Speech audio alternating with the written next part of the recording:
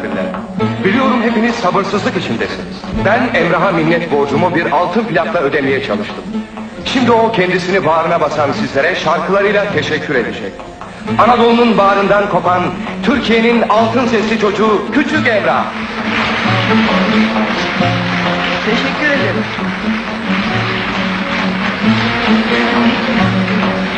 Sağ ol.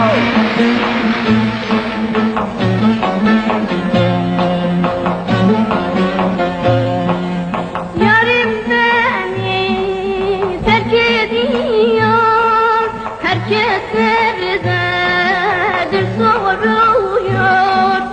Elimde bir destek var, dağda taşta yarı arıyor. Elimde bir destek var, dağda taşta yarı arıyor. Ah aman aman aman aman, Emrah ölürse mezarına anam gelmesin. Ah aman aman aman aman, Emrah ölürse mezarına anam gelmesin.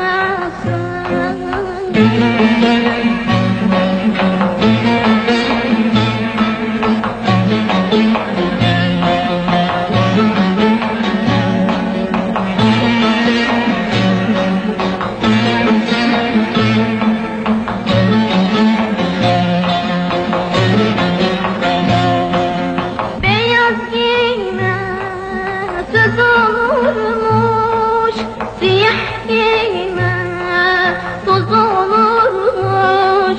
Göl başına nereye gidersek muradımız söz olurmuş. Göl başına gidersek muradımız söz olurmuş. Ah aman aman aman aman, Emrah ölürse mezarına anam gelmesin. Ah aman aman aman aman, Emrah ölürse mezarına arı gelmesin.